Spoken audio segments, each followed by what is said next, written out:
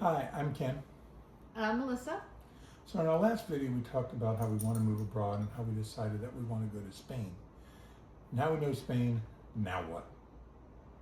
So we started looking at all the different cities in Spain and what was important to us. And the main criteria that we started with was we definitely want to travel.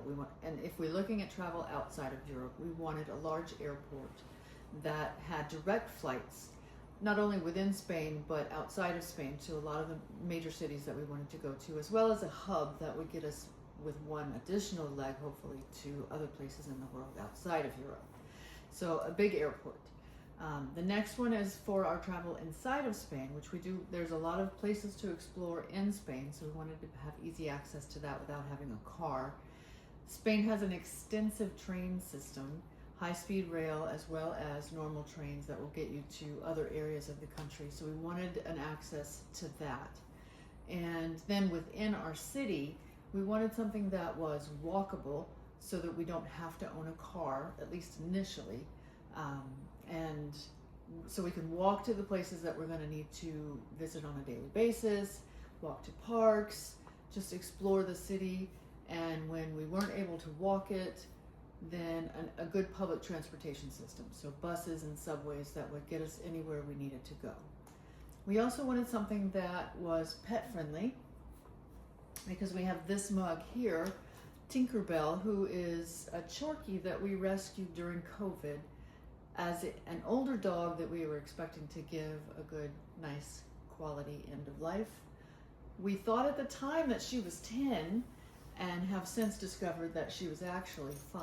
So while we weren't planning to take her with or have her, I guess, when we were ready to make our move abroad, she will be coming with us, and she is super excited about all the new smellers she's going to get in Spain. So we needed a pet-friendly city as well.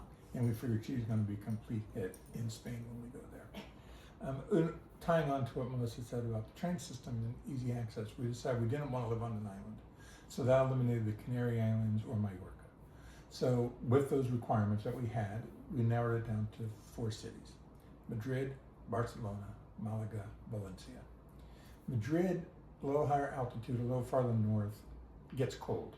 And as we said, we don't like cold weather, so that kind of eliminated. Plus it's a little too large of a city. We like Madrid, we want to go back there, we want to visit it more, but in the summer. Barcelona, we absolutely loved when we were there. But again, it's a very large city. It just is. And also, we don't want to deal with Catalan. We're learning Spanish, and I have a friend who speaks fluent Spanish, told me he was in in Barcelona asking someone for directions in Spanish, and they said, "Can you speak Catalan?" And he's like, "I'm already speaking Spanish in Spain. That should be enough." We don't want to deal with that. So we eliminated Barcelona. So that narrowed it down. It's beautiful, though. We are going to go back and visit. Yes. I love the architecture, all of the Gaudi architecture. It's quirky, it's artistic. We will definitely be visiting. Oh yeah, absolutely love Barcelona. So that narrowed it down to Malaga and Valencia. And then we wanted to go see between those two. So we decided to take a scouting trip for those 2 cities, and planning for it, we had months to plan for it. We were thinking, we were leaning toward Malaga. It's a coastal city, we're used to living at the beach, and it just seemed like that would be a better fit for us. So we decided to start in Valencia. So we flew into Madrid, and being the locals that we're trying to be, we took a train to Valencia. So my first high-speed train, maybe even my first train ever, I'm not sure. And that just took 2 hours, I think, to get to Valencia.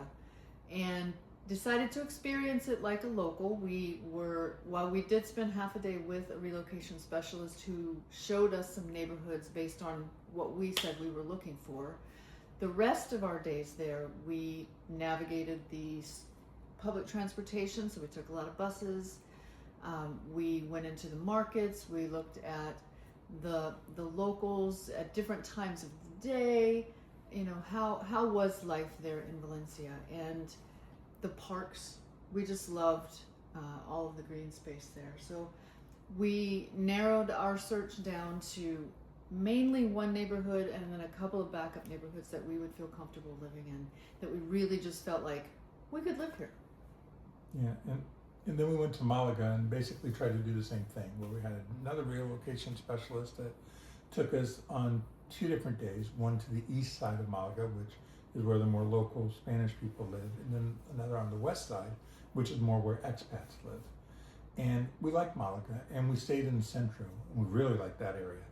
But Malaga felt, well, one, it was hillier than Valencia, and two, That's true, it it felt was more like vacation.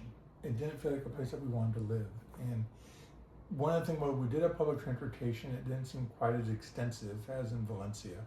So we would have had to take cars more. So, and parking there was tricky, to put it mildly, right? Narrow roads, very narrow spots within parking garages. Oh, it was crazy. I personally do not want to drive in Spain just because of parking issues I think are problematic when you go out of the place. So it did feel great from a vacation standpoint, and we really enjoyed it, our time there. So we definitely want to go back. But I think we both decided on our next to last night in Malaga, we were just talking about it, it's like, we think Valencia is the place for us. It felt like vacation as much as it's going to kill me to give up the beach, because Malaga and all of the surrounds are built along beautiful beaches on the Mediterranean. It just felt more like we were tourists. We never really felt like locals and that connection. Yeah, so that's how we settled on Valencia. And then in our next video, we're going to talk more about the pros and cons specifically about Valencia and what we found, what we really like, and some of the concerns that we do have that we'll have to deal with when we get there. Right. So see you next time. Thanks. Bye.